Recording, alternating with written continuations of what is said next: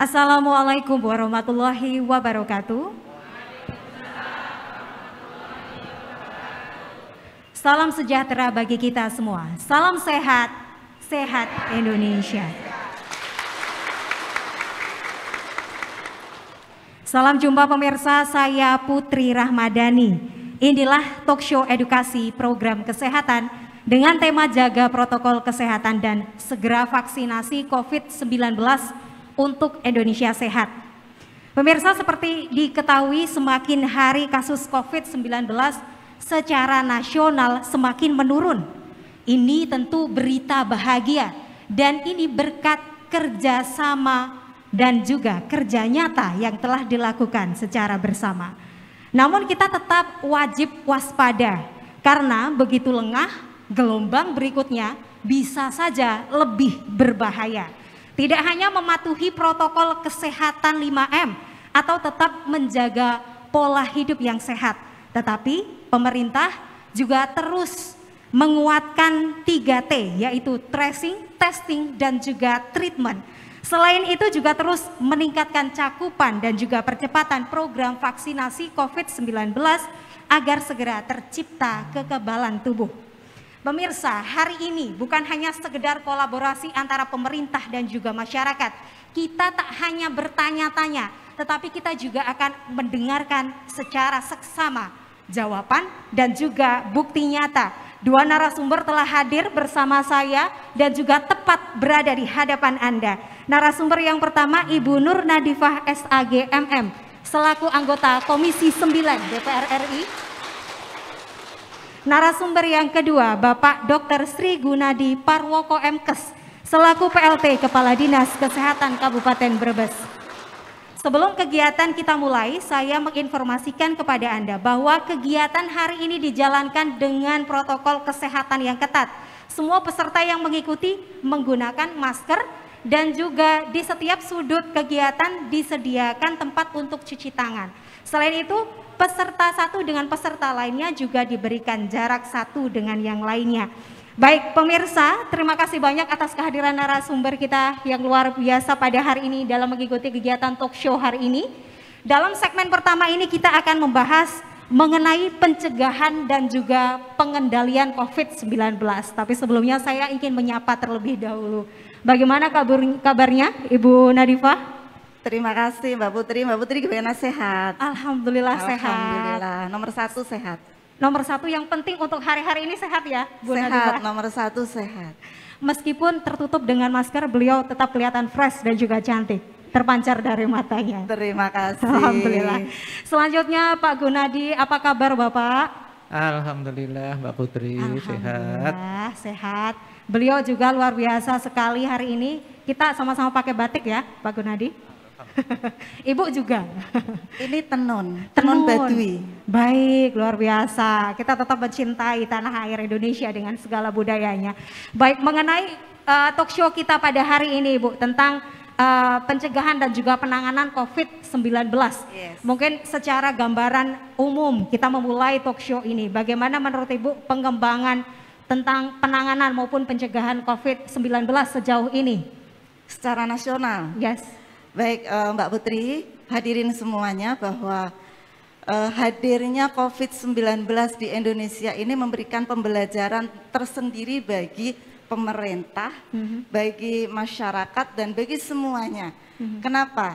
Karena posisi hadirnya COVID-19 ini benar-benar tidak terduga dan luar biasa. Ini memberikan pembelajaran pemerintah mulai serius menata betul fasilitas-fasilitas kesehatan. Mungkin selama ini ada yang kurang-kurang dibenahi secara seksama. Begitu juga masyarakat. Masyarakat yang selama ini hidup dengan pola hidup yang sudah berjalan harus memulai kehidupan dengan tatanan di mana ada virus COVID. Kehidupan masyarakat seakan terhenti dan ini pembelajaran juga bagi masyarakat tentang betapa pentingnya menjaga kesehatan, betapa pentingnya menjaga agar seluruh anggota keluarga dan masyarakat kita ini sehat. Baik, gitu. terima kasih. Ya. Dengan menjaga dan juga mungkin Ibu sendiri sudah melihat ya bagaimana kondisi angka yang dari semakin hari semakin turun Ibu. Iya. Ini sebenarnya berita bahagia tetapi juga perlu diwaspadai karena juga mungkin pemberitaan terakhir menyebutkan adanya gelombang varian baru yang terdeteksi di Afrika Selatan begitu Ibu. Iya. Jadi meskipun kondisi hari ini sudah mulai menurun, ini kita apresiasi terhadap pemerintah dengan kerja kerasnya dan seluruh masyarakat yang membantu mengendalikan COVID-19 ini. Pemerintah dengan dibantu oleh masyarakat menerapkan kebijakan-kebijakan yang diberikan pemerintah, yang sudah dikeluarkan pemerintah ini dijalankan oleh masyarakat, stakeholder, organisasi-organisasi masyarakat. Teman-teman saya ini luar biasa membantu mengedukasi masyarakat di tingkatannya masing-masing agar melaksanakan apa yang sudah menjadi kebijakan masyarakat. Baik. Misalnya di awal dengan penerapan protokol kesehatan, kita edukasi masyarakat. Bahkan kami di Fatayat NU itu ada gerakan 1 juta masker mandiri. Nah, ini bagian dari kontribusi masyarakat. Berikutnya, bagaimana kita tetap melaksanakan protokol kesehatan dalam setiap aktivitas. Betul. Ada PPKM, bagaimana masyarakat mematuhi PPKM yang sudah ditetapkan oleh pemerintah. Ini butuh semua pihak bekerja sama. Kemudian vaksin, ini butuh juga digerakkan oleh masyarakat. Pemerintah ada kebijakan bahwa untuk pengendalian COVID ini harus ada vaksin. Betul. Masyarakat harus divaksin untuk mencapai herd immunity. Betul, betul, Gitu. betul. Jadi semua pihak terlibat, tidak Semua bisa jalan sendiri. Tidak bisa jalan sendiri. Betul, itu yang tercatat. Kita lanjutkan ke Pak Gunadi, Pak Dr. Gunadi. Berita-berita yang akhir ini masuk bukan hanya secara internasional. Tadi sedikit saya singgung dengan Bu Nadifah, tetapi juga pemberitaan ini sudah ke pihak nasional juga, secara nasional bahwa adanya pemberitaan terdeteksi varian baru di Afrika Selatan. Bahkan sejumlah negara seperti Uni Eropa, Inggris dan juga India telah mengumumkan bagaimana untuk memproteksi ataupun dalam mendeteksi hal tersebut gitu. Menurut Pak Gunadi sendiri bagaimana langkah-langkah yang sejauh ini telah dilakukan bukan hanya untuk penanganan tetapi juga pencegahan COVID-19, silahkan. Ya, terima kasih Mbak Putri, Bapak Ibu, para hadirin, para pemirsa sekalian semuanya. Terkait dengan penanganan COVID yang ada di Kabupaten Brebes ini, Mbak Putri, bahwasanya alhamdulillah kalau kita melihat angka-angka yang ada di Kabupaten Brebes ini sampai hari ini pun penderita yang dirawat itu hanya kecil sekali, tidak lebih dari 5. Itu pun sudah prosesnya sudah lama. Jadi setiap hari itu belum tentu satu hari ada pasien baru. Ini menandakan bahwasanya angka COVID yang ada di Kabupaten Brebes itu sudah menurun. Sehingga kelihatannya masyarakat itu sudah sedikit menjadi kayak budaya. Jadi kalau kita keluar rumah itu tanpa masker mesti ada yang hilang. Ini apa gitu, yang kurang apa. Jadi kan ini menjadi budaya. Nah, ini suatu pertanda baik Mbak Putri untuk permasalahan penurunan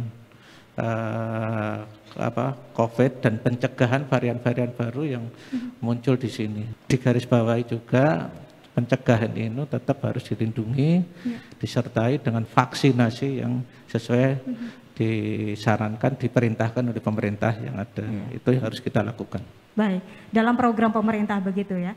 Pak Gunadi tadi sedikit menyambung bahwa Pak Gunadi menyebutkan masyarakat di Kabupaten Brebes sudah mulai peduli. Mereka sudah mulai terbiasa, bahkan Bapak menyebutkan itu sudah seperti budaya. Mereka membudayakan untuk menggunakan masker, mencuci tangan maupun menjauhi kerumunan begitu. Apakah ada strategi khusus yang telah dilakukan sehingga disebutkan Pak Gunadi juga angkanya juga cukup baik, menurun dari hari ke hari? Kondisi Kabupaten Brebes juga bisa terbilang tidak meresahkan gitu. Apa strategi khusus yang telah dilakukan dari Dinas Kesehatan mungkin? Silakan ya, Pak Gunadi. Terima kasih Mbak Putri, Bapak Ibu sekalian. Perubahan perilaku itu sulit. Ya. Tetapi dalam pandemi ini kelihatannya perubahan perilaku itu harus dipaksakan. Karena dipaksakan karena melihat situasi pandemi waktu itu banyak korban-korban yang tidak bisa tertolong dan yang lain itu menjadikan masyarakat itu ketakutan juga lumayan tinggi juga. Sehingga kita, pemerintah Kabupaten Brebes lewat Satgas, lewat OPD-OPD yang ada, lewat masyarakat, tokoh masyarakat dan semuanya yang ada di sini, yang peduli terhadap itu ya, kita melakukan terutama KIE yang ada di kita itu harus kita tingkatkan betul.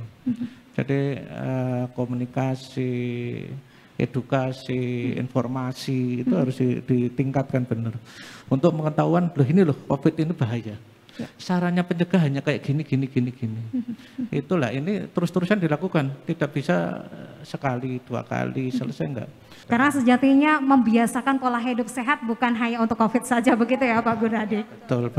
Baik, dilanjutkan kembali Bu Nadifa sebagai perwakilan anggota Dewan DPR RI Komisi 9. Menurut Ibu peran sebagai anggota Dewan begitu, seperti apa dalam hal menangani dan juga mencegah COVID-19? Kita tahu menjadi tugas Ibu juga mengedukasi, mengawal, mengkomunikasikan. Silakan Ibu. Ya baik Mbak Putri, memang ini tantangannya luar biasa. Jadi berasa betul saya dilantik 2019, 2020 COVID datang. Tantangan langsung ya, langsung tancap gas kita maraton mendampingi pemerintah pusat dalam mengawal kebijakan-kebijakan penanganan COVID ini seperti apa. Harus didampingi. Untuk apa? Biar teman-teman, biar masyarakat ini bisa betul paham bahwa kondisi sekarang adalah darurat kesehatan. Maka kebijakan-kebijakan pemerintah ini sedikit kalau dikatakan ekstrim misalnya harus tegas itu ya. Tapi masyarakatnya paham. Betul. Nah, ini kan peran DPR itu tidak hanya duduk bareng rapat dengan pemerintah di Gedung Senayan, tapi kita juga harus action di masyarakat sekaligus melakukan pengawasan. Kira-kira kebijakan yang diambil pemerintah ini sudah tepat belum dengan kondisi masyarakat dan masyarakat bisa menerima tidak? Atau ada cara enggak kira-kira yang bisa masyarakat terima dengan baik dan dijalankan dan itu bisa menghentikan penularan COVID-19. Maka DPR di sini kami selaku jembatan antara pemerintah dengan masyarakat. Hari-hari kami harus memberikan pemahaman kepada masyarakat dibantu dengan seluruh stakeholder tentang kebijakan yang sudah pemerintah ambil, memastikan bahwa kebijakan yang pemerintah ambil itu dijalani karena ini penting. Penting kalau tidak dijalani kebijakan pemerintah, COVID ini susah untuk terkendali. Betul. Nah, betul. ini PR-nya. Mengawal kebijakan-kebijakan pemerintah terkait dengan penanganan COVID. Berikut juga ini penanganan bukan hanya kaitannya dengan masyarakat, fasilitas kesehatannya seperti apa, para tenaga kesehatan yang akan merawat para korban atau pasien-pasien COVID ini seperti apa. Terus kemudian ketika masyarakat yang namanya OTG gitu, penanganannya seperti apa, kalau harus isolasi mandiri bagaimana, ini kita harus kawal betul sehingga masyarakat tidak panik dengan perubahan yang ekstrim ini, gitu. Nah, di samping itu di lapangan kita juga harus melakukan pengawasan untuk memberikan feedback kepada pemerintah pusat, sehingga kebijakannya ini benar-benar pas sesuai dengan kondisi pandemi dan bisa dilaksanakan oleh masyarakat dan alhamdulillah hasilnya hari ini COVID kita turun dan kita mulai bisa beraktivitas. Luar biasa sekali. Boleh kita berikan tepuk tangan untuk narasumber kita pada hari ini. Ibu, selanjutnya ini akan ada pertanyaan dari audiens, tapi di segmen berikutnya. Gitu. Jadi mungkin audiens bisa mempersiapkan pertanyaan dari sekitar apa yang kita bicarakan hari ini. Ibu, kalau tantangan paling berat tadi disebutkan bahwa adanya hal-hal yang menjadi trigger gitu ya, di mana Ibu baru dilantik, mengawal segala kebijakan segala macam, tentu ada tantangan yang paling berat. Nanti kita akan bahas di segmen berikutnya. Pemirsa jangan beralih dari tempat duduk Anda, kita akan kembali sesaat lagi. Salam sehat, sehat Indonesia.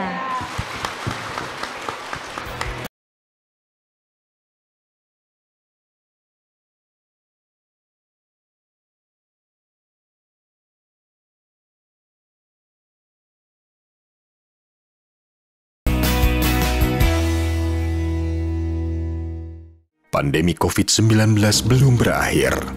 Penularan virus corona terus menghantui. Lindungi diri, keluarga dan orang sekitar. Semua wajib memakai masker, menjaga jarak, mencuci tangan, menghindari kerumunan, mengurangi mobilitas. Ayo, cegah penyebaran COVID-19 dengan 5M.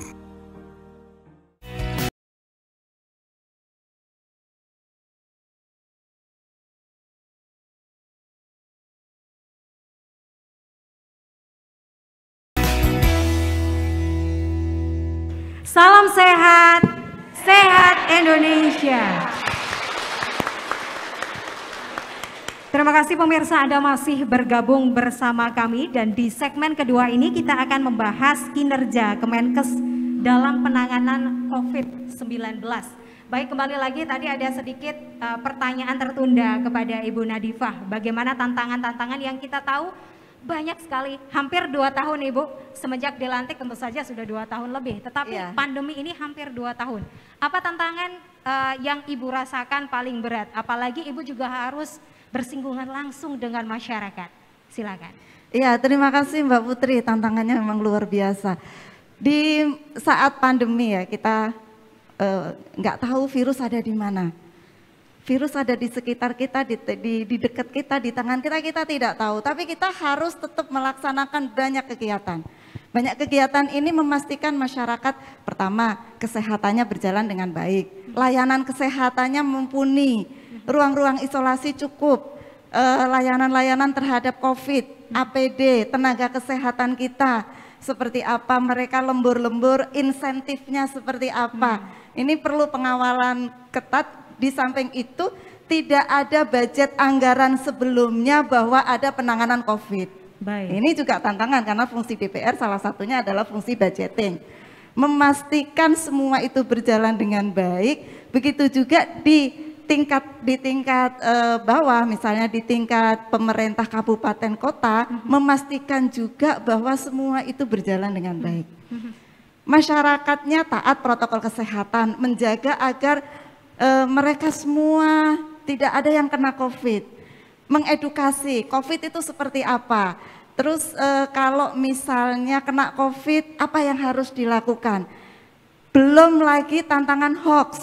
Nah, hoax ini juga tantangan tersendiri Mbak Putri, apalagi hoaxnya itu bertendensi agama misalnya. Ini sensitif. Tapi kita juga harus menjelaskan, harus mengedukasi masyarakat paham dan memastikan masyarakat untuk yakin bahwa satu garisnya, pemerintah tidak akan menjerumuskan rakyatnya. Betul. Pemerintah ingin rakyatnya sehat semuanya. Pemerintah ingin rakyatnya makmur sejahtera. Itu yang harus kita pahamkan kepada masyarakat sehingga tidak terganggu oleh hoax. Misalnya protokol kesehatan di awal mereka AB, nggak ada COVID itu tidak ada karena nggak bisa dilihat. Betul. Belum lagi berikutnya vaksinasi, vaksin itu yang katanya haram lah, yang katanya beginilah. Kita pahamkan bagaimana proses pengadaannya vaksin karena DPR mendampingi betul. Baik, jadi seluruh komponen masyarakat lagi-lagi kolaborasi dibutuhkan. Iya. Saya lanjutkan ke Pak Gunadi. Iya. Bu Nadifah. Pak Gunadi, mengingat kolaborasi ini sangat penting, baik dengan masyarakat ataupun dengan pemerintah pusat. Sejauh ini bagaimana kolaborasi tersebut berjalan Pak Gunadi, dan bagaimana pula kinerja Kementerian Kesehatan Republik Indonesia bekerja sama dengan Dinas Kesehatan di Kabupaten Brebes. Silakan Pak Gunadi. Ya, terima kasih Mbak Putri, Bapak Ibu salam berarti terkait apa yang disampaikan Ibu Nadifah memang benar tadi. Banyak hal-hal yang menjadikan sesuatu yang harus kita melakukan kegiatan-kegiatan itu harus berkolaboratif. Jadi tidak hanya pada tingkatan pemerintah kita yang ada di pemerintah daerah saja, tapi kita juga harus melibatkan semua unsur yang ada di Kabupaten Brebes. Semua unsur maupun juga kita mengadvokasi kepada pemerintah pusat, provinsi maupun pusat. Nah ini ya gambaran kebersamaan kita untuk mencapai apa sih yang harus kita lakukan untuk menanggulangi, untuk mencegah COVID yang ada di kita ini. Tapi terus terang terkait dengan masalah rintangan atau Karena itu disampaikan tadi, kita itu pertama kita nggak ngerti kita itu mau apa. Kita kan merencanakan anggaran tahun 2020 itu nggak ada kata-kata COVID ya. Sehingga anggaran itu semua program masuknya di program-program yang rutin yang kita lakukan menjadi tugas terutama yang ada di Dinas Kesehatan, ya tugas Dinas Kesehatan. Jadi program-program itu kita rutin. Pada Maret datang posisinya menjadi kacau, sehingga inilah yang menjadi hal-hal yang harus kita lakukan bersama-sama dengan masyarakat. Karena memang betul waktu itu kalau kita melihat terkait dengan pandemi ini, memang semua segala upaya dan SDM yang ada dan apa-apa itu fokusnya kita sekarang ini pada bagaimana untuk mencegah COVID dan menanggulangi COVID ini. Tetapi walaupun demikian, program-program yang ada di pemerintah, khususnya yang ada di kesehatan ini nggak boleh kita lepas, nggak bisa. Walaupun tidak bisa maksimal, karena program kita yang sampaikan Ibu Nadifa tadi, program kita itu program kesehatan masyarakat harus kita berjalan, itu di dalamnya banyak sekali. Program pelayanan masyarakat, pelayanan kesehatan harus bisa berjalan, baik di tingkat tataran yang paling bawah sampai rumah sakit rujukan harus kita berjalan dengan baik. Baik SDM, peningkatan SDM, bagaimana dengan situasi COVID ini, SDM-nya harus bagaimana menyiasati kita pelayanan dengan baik, dengan SDM itu selama tidak terjadi hal-hal itu kan kita harus perlu pemberitahuan, mengedukasi tenaga kesehatan itu pun harus kita edukasi bahwa ini juga kita harus kayak gitu. Belum kita berbicara tentang masalah kurangnya alat-alat dukung dalam hal pelayanan kepada masyarakat itu. APD waktu pertama kita ampun sudah nggak ada itu. Baik. Ya. Ada tambahan Ibu, mungkin untuk saat ini apa yang perlu atau lebih penting untuk mengontrol atau menjaga kondisi seperti saat ini? Fokus pemerintah menurut Ibu seperti apa? Iya, hari ini dengan kondisi yang sudah landai ini, pemerintah saya rasa fokus untuk pertama peningkatan cakupan vaksinasi. Baik. Nah, vaksinasi ini tidak hanya vaksinasi COVID-19, vaksin reguler juga harus tercukupi. Jangan sampai vaksinasi COVID-19 beres, vaksin reguler tidak beres. Baik. Ini nanti penting. Kita akan lebih detail membahas vaksinasi di segmen ketiga ya Bu ya. Baik. Nah, protokol kesehatan di samping itu 3T, protokol kesehatan. 3T, vaksinasi ini menjadi fokus penting bagi pemerintah dan sambil merapikan layanan-layanan yang ada di rumah sakit, baik layanan dasar maupun layanan rujukan. Baik, layanan dasar maupun layanan rujukan. Jadi mungkin ada hal-hal yang di luar ekspektasi karena sebelumnya siapa saja belum berpengalaman dengan kondisi ini, begitu ya Bu Nadifa dan Pak Gunadi. Selanjutnya kita akan melanjutkan dengan pertanyaan dari audiens. Saya persilahkan kepada audiens yang ingin bertanya, jangan lupa untuk menyebutkan nama dan juga asal. Silakan penanya, ada yang bertanya kepada narasumber kita? Oke, baik, silakan. Terima kasih. Perkenalkan, saya Duratul Makmunah dari Desa Jagalompeni, Wanasari, Brebes. Pekerjaan sebagai pendidik dan pegiat pengajian dan majelis taklim. Ada 2 pertanyaan yang hendak saya sampaikan kepada Ibu DPR RI dan juga Dr. Gunadi. Yang pertama, sebagai masyarakat, apa yang bisa kita lakukan agar terhindar dari wabah COVID-19 dan cara yang efektif dan efisien yang bisa kita lakukan agar terhindar dari COVID-19 khususnya terkait dengan maraknya varian baru yang sedang merebak di dunia. Yang kedua, usaha-usaha apa yang telah dilakukan oleh pemerintah dan juga DPR RI terkait dengan pencegahan maraknya varian baru yang sekarang ini juga sungguh mengkhawatirkan. selain dari yang telah disampaikan oleh narasumber tadi. Terima kasih. Baik, terima kasih banyak Ibu Duroh untuk pertanyaannya.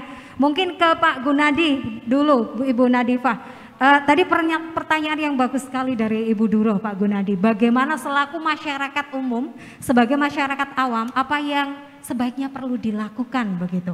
Sebagai objek juga ya, Bapak, silakan. Ya, terima kasih Ibu Duroh, seorang pendidik dari Jagalanbeni. Insya Allah kalau beliau nanti bisa menyampaikan kepada anak didiknya maupun masyarakat yang lain. Jadi prinsip dasar utama untuk bagaimana supaya tidak terkena COVID itu adalah harus berperilaku hidup sehat. Jadi perilaku hidup sehat itu harus kita jabarkan. Sehat ini yang harus kita lakukan. Satu, yaitu dari aspek lingkungannya supaya terhindar dari itu. Satu, harus protokol kesehatan. Nah kalau virusnya merajalela di lingkungan kita, kalau kita nggak protokol kesehatan, berarti artinya kita mesti kena. Ya. Jadi protokol kesehatan. Protokol kesehatannya apa? Ya kita lakukan sesuai dengan arahan dari pemerintah pusat itu bahwa kita harus bermasker, kita cuci tangan, kita harus jaga jarak, tidak berkerumun, tidak bepergian. Prinsip dasar itu yang harus kita lakukan itu. Artinya apa? Kita tahu bahwasanya kalau virus itu masuk ke kita itu lewatnya hanya lewat mulut, hidung, dan mata. Gitu. Jadi kalau tangan kita ini, kalau kita kotor, kalau mau makan, ya kita harus cuci tangan, pakai sabun, ya dengan air mengalir. Ya itu berarti artinya bersih, baru kita makan. Kalau misalnya di perjalanan di tempat yang lain enggak ada air mengalir, kita mesti bawa hand sanitizer ini yang harus kita bawa menjadi alat kelengkapan kita melakukan kemanapun. Ya di tas saya itu mesti harus ada gitu ya. Jadi kita harus ada. Itu artinya kita harus menjaga kebersihan tangan kita. Itu yang terhadap lingkungan, terhadap diri sendiri, kesehatan kita apa di dalam. Jadi peningkatan imunitas yang ada di kita itu apa? Untuk bisa menjadi yang sehat itu bagaimana? Artinya kita harus menjaga betul. Jadi kayak model apa yang dislogankan sana germas itu sesuatu yang bagus sekali. Itu untuk peningkatan kualitas imunitas yang ada di kita. Bagaimana kita makannya? Makan harus banyak makan sayur, makan buah, pun protein juga mesti harus ya. Itu harus kita lakukan. Olahraga sesuai dengan kemampuan kita, jangan dipaksakan olahraganya orang sudah sepuh olahraga di badminton juga nggak bisa ya. Harus sesuai dengan takarannya masing-masing. Kemudian selain itu juga istirahat yang cukup, berarti istirahat cukup juga harus kita lakukan. Ya. Tidak hindari asap-asap rokok atau yang lain-lain itu.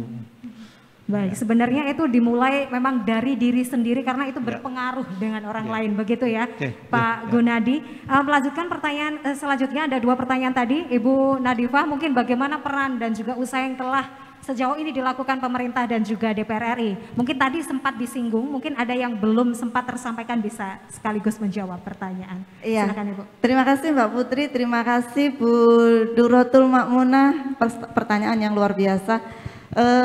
Terkait peran apa yang bisa dilakukan, Bu Duro tadi menyampaikan seorang pendidik, seorang pegiat pengajian, ini sebenarnya influencer yang luar biasa. Jadi Bu Duro kita semua bisa berperan aktif dalam menghentikan penyebaran COVID-19. Dimulai tadi kalau Pak Gun dari diri kita jaga kesehatan kita, keluarga kita, PHBS, Germas itu kita terapkan. Manakala ada tetangga kita yang kena COVID, segera dilaporkan untuk mendapatkan penanganan yang cepat dari pemerintah. Pemerintah kabupaten misalnya dalam hal ini lewat puskesmas bisa jemput bola, jemput pasien yang sakit, kemudian di tracing kanan kirinya seperti apa. Ini untuk memastikan agar masyarakat benar-benar terhindar dari COVID-19. Kalau ada, diambil pasiennya, lingkungannya disteril dan tidak menyebar kemana-mana, memastikan itu. Ini butuh kerja bareng dengan masyarakat yang ada di semua tempat. penerapan usaha-usaha apa yang sudah dilakukan, usaha-usaha kita semuanya. Pemerintah misalkan menerapkan 3T, tracing, treatment, dan testing kita lakukan terus-terus. Mungkin pada saat pandemi sedang tinggi-tingginya, masyarakat banyak yang hilang penciumannya, tapi tidak berani di testing karena takut positif. Maka perlu edukasi bahwa isolasi itu tidak menyakitkan, justru dengan mengisolasi diri kita melindungi lingkungan kita, kita melindungi keluarga kita. Tadi apa ya, protokol kesehatan 5M, terus kemudian 3T, terus penerapan pola hidup sehat dengan Germas yang selama ini kita sudah sosialisasikan, kita terapkan. Gitu. Kita lanjutkan ke pertanyaan berikutnya Ibu Nadifah dan Pak Gunadi. Baik, silakan penanya berikutnya. Kami berikan kesempatan kepada penanya berikutnya. Terima kasih. Perkenalkan, nama saya Faik Nur Fadlillah, asal dari Kecamatan Sirampok, aktivitas sebagai seorang mahasiswa. Pertanyaan saya adalah, apa sih itu aplikasi Peduli Lindungi? Kaitannya dengan COVID-19, kenapa aplikasi tersebut bisa melindungi? Kiranya seperti itu, terima kasih. Baik, terima kasih. Ada mahasiswa di sini, Bu Nadifah. Singkat saja, Ibu bisa menjawab apa itu aplikasi Peduli Lindungi? Iya, Mbak Putri. Ini respon yang luar biasa. Masyarakat ketika pemerintah mengeluarkan aplikasi Peduli Lindungi, masyarakat bertanya melindunginya dengan cara apa? Gitu. Betul. Jadi Bapak Ibu semuanya pemirsa, pemerintah dalam menjaga masyarakatnya ini berbagai cara. Kondisi COVID kemarin praktis tidak bisa interaksi langsung, maka membuatlah aplikasi Peduli Lindungi. Bagaimana cara Peduli Lindungi aplikasi ini melindungi? Di dalam aplikasi itu terdapat misalnya saya ada di daerah Jatibarang, maka di situ akan ada informasi Jatibarang ini zona apa. Kalau zona merah maka akan muncul zona merah, kalau zona kuning zona kuning. Nah, di sini akan menuntun kita untuk tidak masuk di zona merah itu, atau kalau kebetulan terpaksa masuk di situ, ekstra hati-hati. Betul. Ekstra hati-hati. Nah, dengan begitu kita bisa terlindungi. Begitu juga untuk misalnya tracing. Kita naik pesawat, saya duduk di seat 11A. Oh, tiba-tiba sebelah saya terindikasi kena COVID. Maka di situ akan terdetek di sebelahnya 11B, itu kan ada 11C dan 11A. Itu siapa? Dicek, kena COVID enggak? Oh ternyata tidak, berarti tidak menular. Kalau kena COVID maka akan dicek lagi, di tracing lagi yang ada di sekitarnya. Kita juga di dalam aplikasi itu ketahuan kita habis tes PCR hasilnya seperti apa. Ya.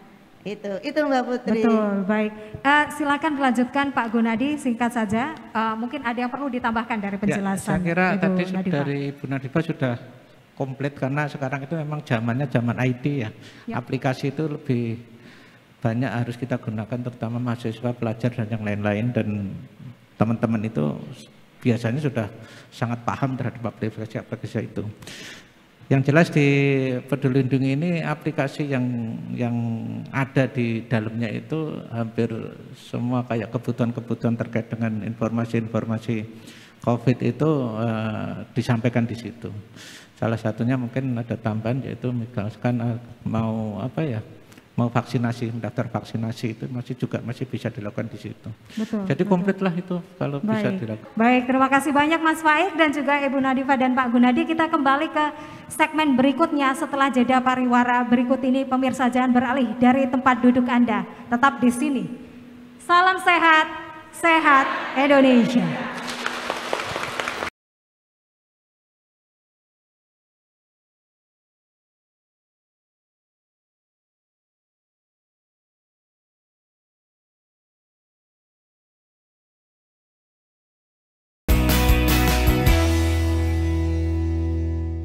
Masih ada yang khawatir divaksinasi. Kata orang-orang kalau habis divaksinasi suka demam. Aduh, jangan khawatir.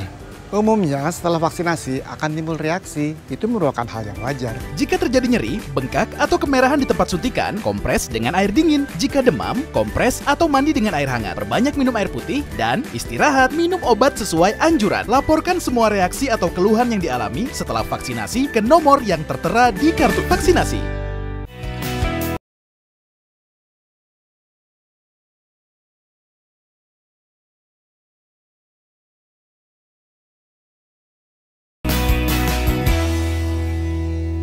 Salam sehat, sehat Indonesia. Baik, terima kasih Anda masih mengikuti talkshow edukasi program kesehatan dengan tema jaga protokol kesehatan dan segera vaksinasi COVID-19 untuk Indonesia sehat. Dan di segmen ketiga atau segmen penutup ini kita akan lebih membahas kepada vaksinasi COVID-19. Nah, tadi di segmen sebelumnya Pak Gunadi sempat menyebutkan bagaimana pentingnya vaksinasi. Bisa sekaligus dilanjutkan Pak Gunadi penuturannya, silakan. Ya, terima kasih Mbak Putri, Bapak, Ibu-ibu, para pemirsa semuanya. Untuk vaksinasi terkait dengan vaksinasi yang ada di Kabupaten Brebes, Mbak Putri, alhamdulillah dari sasaran sekitar 1.537.000 itu per penduduk paling sasaran itu penduduk itu paling banyak se-Jawa Tengah ya. Itu kita alhamdulillah pada hari ini itu kita dosis 1 itu sudah 846.000. Wah, luar biasa. Dosis boleh 2. Diberikan tepuk tangan untuk Kabupaten Brebes. Kemudian dosis 2-nya sudah 450.000. Oke. Berarti ini kalau lihat ini absolut ini kita se-Jawa Tengah itu kita 4 besar. Terbesar, luar biasa 4 sekali. Besar itu. Capaiannya. Walaupun demikian, Bapak Ibu saya hormati, capaian yang sebesar itu yang lebih dari 1 juta, hampir 1.300.000 itu ternyata kita ini baru sekitar capaian kita itu baru sekitar 55%. Nah ini masih hal yang harus kita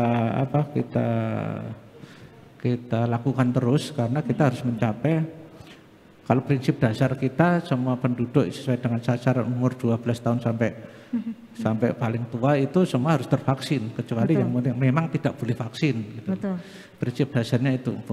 Tapi untuk mencapai herd immunity itu kan kita cukup 70%, jadi ke level 1 itu yang harus kita lakukan. Jadi minimal kalau sekarang ini Kabupaten Brebes kita sudah mencapai sekitar 846 atau 850 ini, kita masih butuh sekitar 250-an ribu dosis 1 itu untuk bisa mencapai level 1.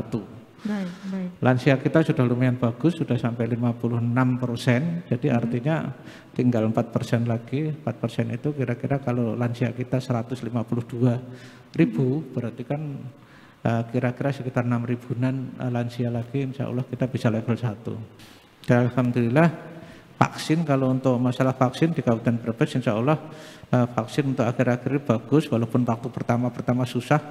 Alhamdulillah ya banyak dari mitra kerja kita, dari DPR, terutama Nadifas juga kontribusi besar terhadap vaksin yang ada di kita ini.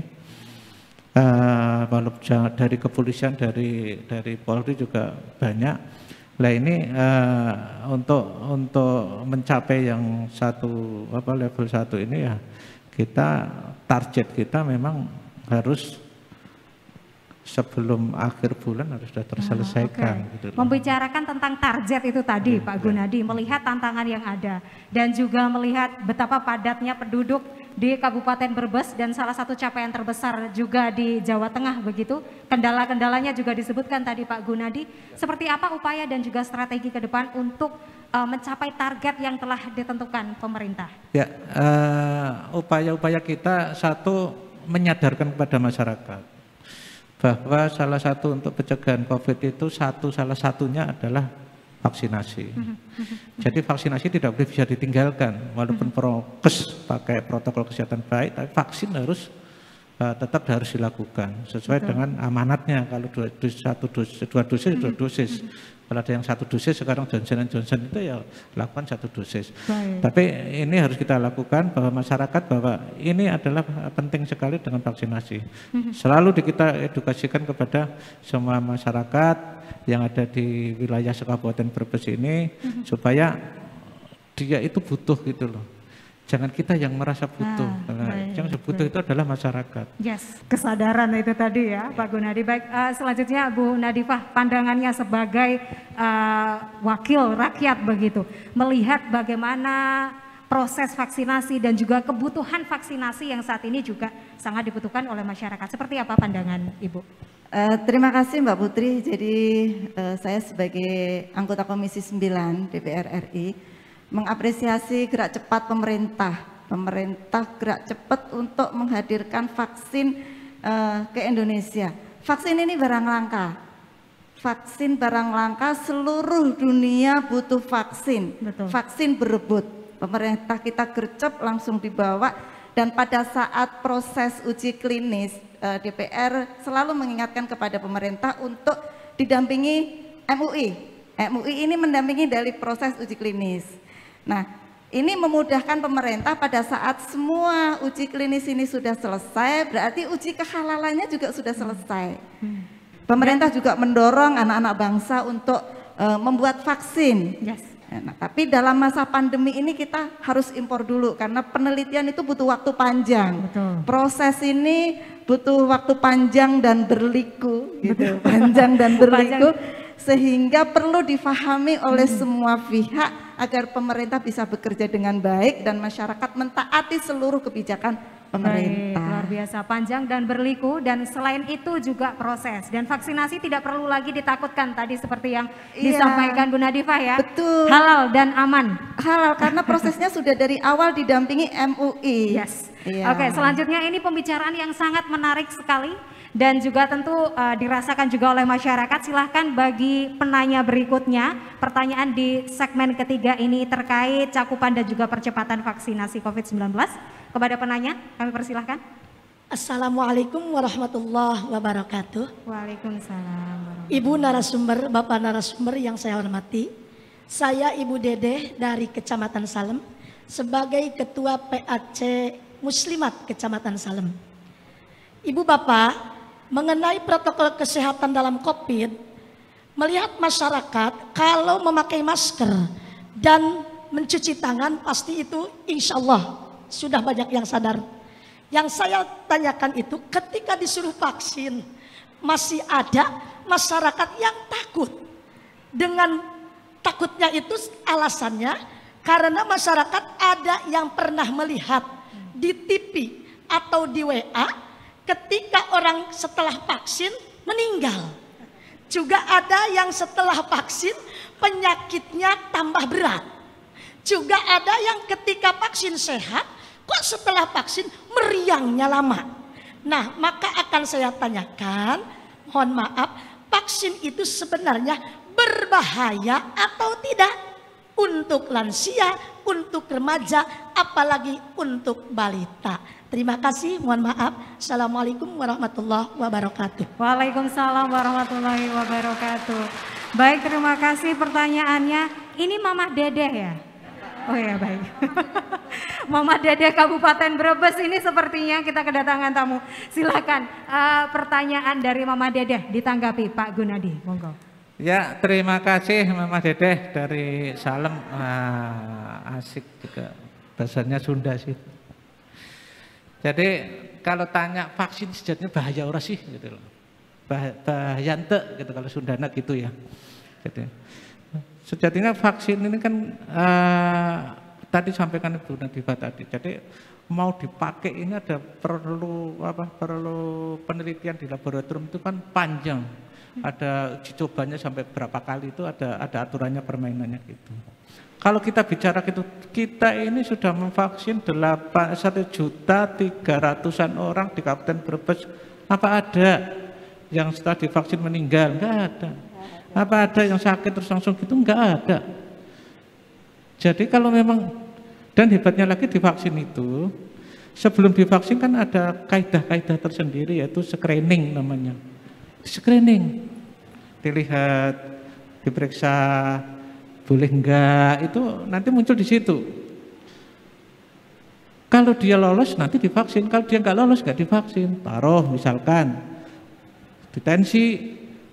tensinya 200, bukan tidak boleh, tetapi ditunda dulu.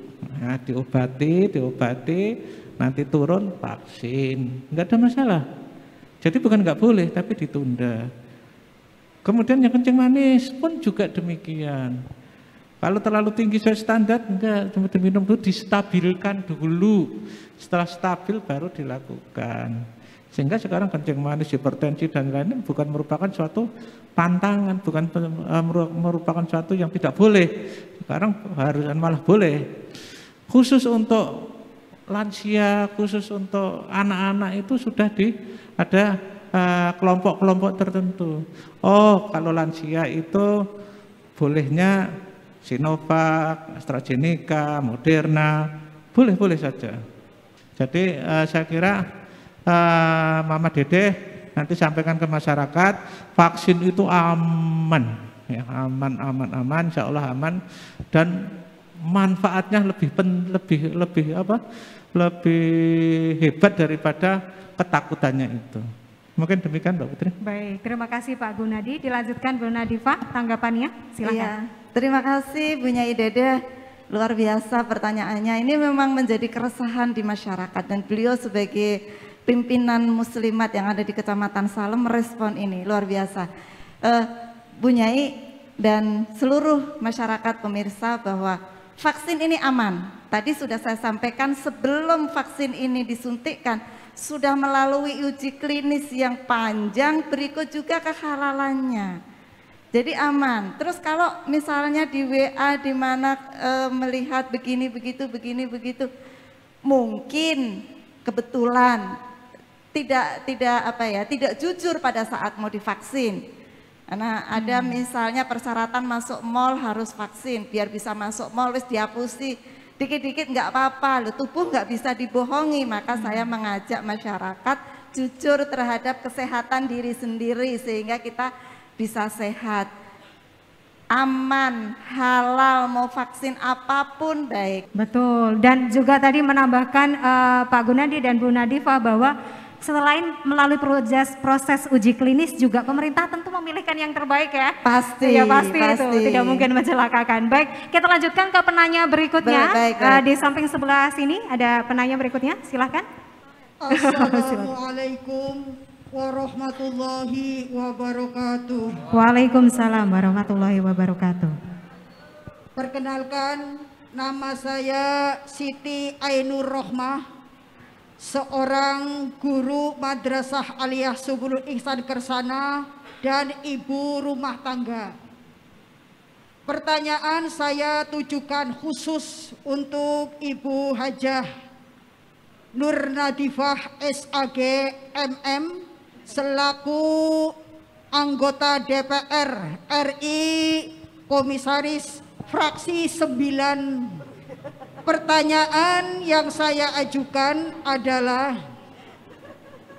bahwa masyarakat di Kabupaten Brebes menurut pandangan dari anggota DPR bagaimana penanganan COVID-19 khususnya di kota Kabupaten Brebes dibanding dengan penanganan di kota kabupaten lainnya di Indonesia.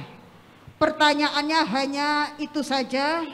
Saya sampaikan dan mohon pencerahannya dari Ibu Hajah Nur Nadifah. Terima kasih. Wassalamualaikum warahmatullahi wabarakatuh. Waalaikumsalam warahmatullahi wabarakatuh. Terima kasih banyak Ibu Siti, lengkap sekali ya. Tadi hafal betul begitu. Silakan Ibu Nadifah, apa tanggapan Ibu tentang pertanyaan Ibu Siti? Silakan. Terima kasih Ibu Ainur Rohmah, luar biasa. Ini saya sampaikan tidak di depan kepala dinas ya. Saya ini jujur Pura-pura kepala dinasnya nggak ada. Soal bagaimana penanganan COVID-19 di Kabupaten Brebes dibandingkan dengan kabupaten lain. Masing-masing daerah ini memiliki teritorial yang berbeda-beda. Untuk menjangkau sampai ke kabupaten kota tersebut, ini juga butuh tantangan yang berbeda-beda. Kebetulan Brebes itu 1 jengkal dari Jakarta. Begitu masuk tol langsung sampai Pejagan. Nah, ini saya melihat penanganan COVID-19 di Kabupaten Brebes ini memiliki peningkatan yang sangat signifikan. Beberapa waktu yang lalu memang Brebes berada di ranking yang bawah tentang penanganan COVID, tapi gercepnya pemerintah Kabupaten Brebes, seluruh stakeholdernya, masyarakatnya, tokoh-tokoh masyarakatnya, rakyatnya, semua guyup. Alhamdulillah penanganan COVID-19 di Kabupaten Brebes ini lonjakannya lumayan tajam.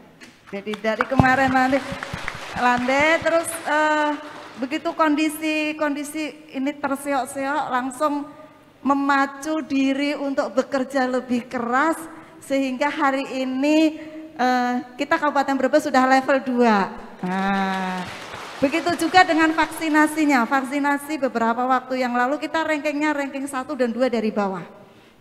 Pak Kun siang malam beserta timnya hari libur tidak libur dibantu oleh seluruh masyarakat. Alhamdulillah saya bisa ikut membantu juga, jadi bisa ikut sedekah juga.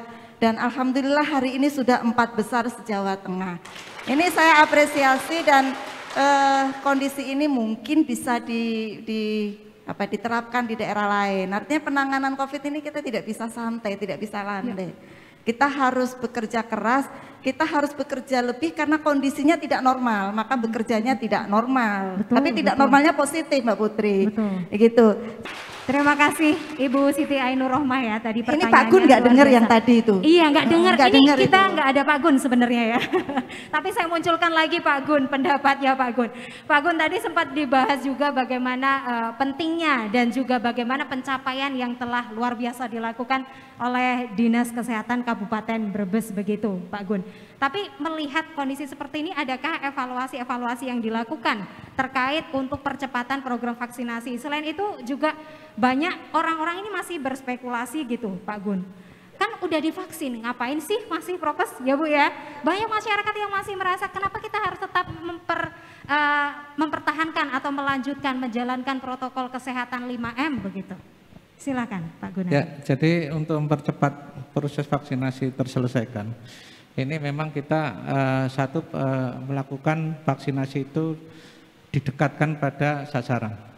Jadi kalau zaman dulu kita lakukan di suatu tempat, di puskesmas, banyak-banyak, sekarang modelnya kita dekatkan dengan sasarannya.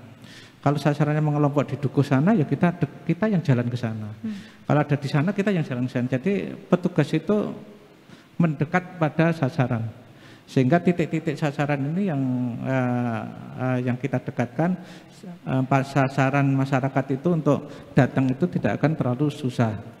Yang kedua, kembali lagi meyakinkan pada masyarakat, itu tidak hanya dari kita, tapi semua unsur yang ada di kita Kabupaten Brebes ini meyakinkan pada masyarakat bahwa misalnya ini loh salah satu pencegahan untuk COVID ini salah satunya harus dilakukan dengan vaksinasi. Jadi ini berarti kita harus menyampaikan terus itu dengan cara apapun, media apapun harus kita lakukan dengan itu. Mungkin ada hal-hal yang belum tersampaikan ataupun mungkin informasi yang masih sangat dibutuhkan masyarakat, silahkan untuk disampaikan dari Pak Gunadi, silahkan.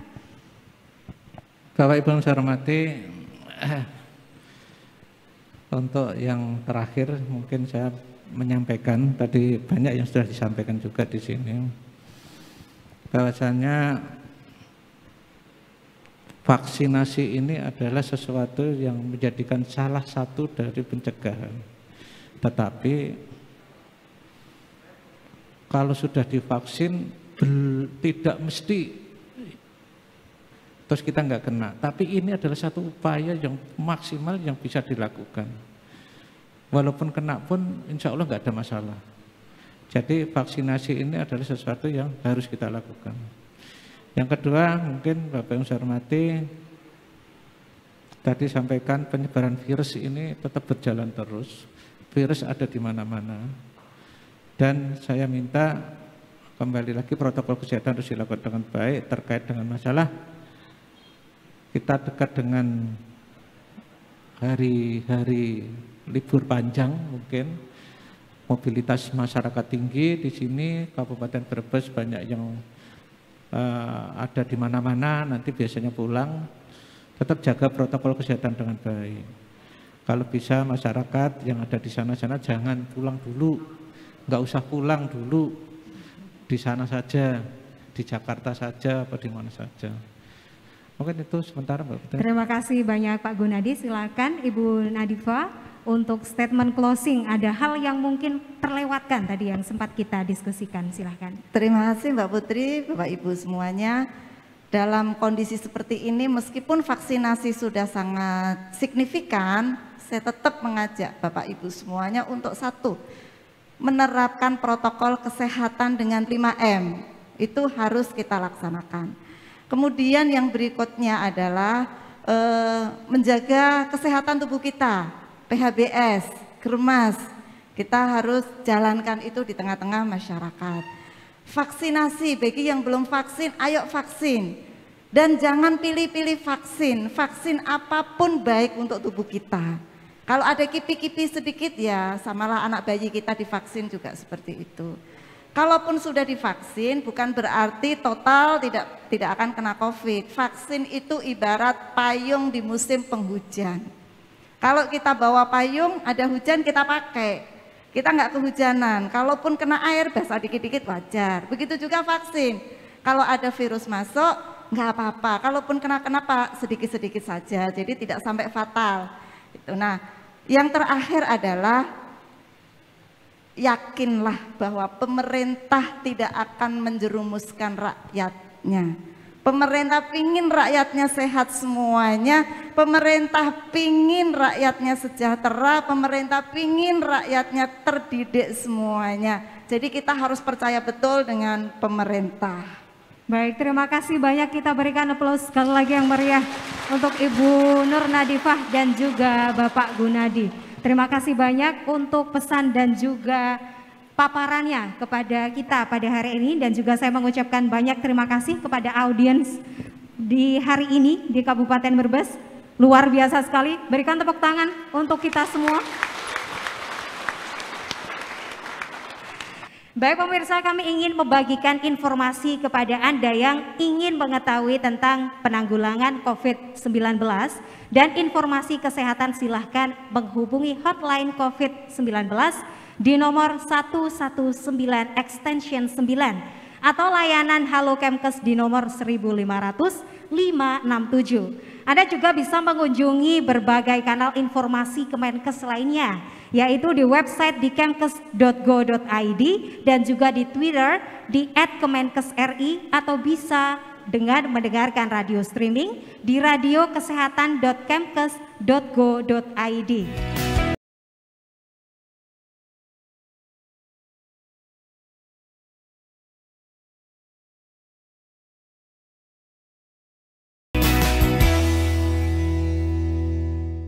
Ibu pergi dulu ya. Arisan sih emang seru, walaupun sudah divaksinasi, tapi resiko berkerumunnya itu loh. Benar, hindari kerumunan. Ingat protokol kesehatan. Ayah nggak pakai masker. Ayah kan udah divaksinasi. Walaupun sudah divaksinasi, protokol kesehatan tetap kudu dilaksanakan. Benar, tetap pakai masker. Ikuti protokol kesehatan. Cuci tangan dulu. Kakak kan sudah divaksinasi. Tapi protokol kesehatan tetap kudu dilakukan. Sudah vaksinasi, protokol kesehatan harus tetap dilaksanakan. Tetap disiplin dengan protokol kesehatan 5M. Pemirsa, kita telah mengetahui bahwa sekian banyak saudara yang telah mendahului kita menjadi syahid saat berjuang melawan pandemi.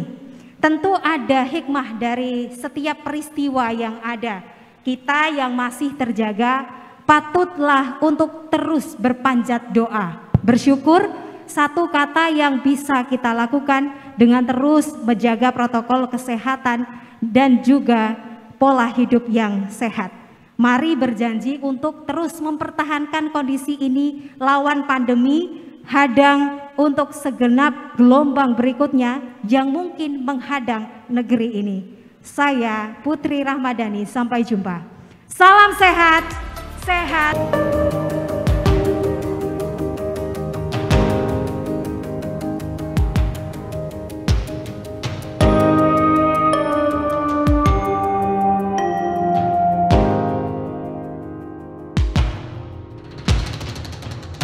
Thank you.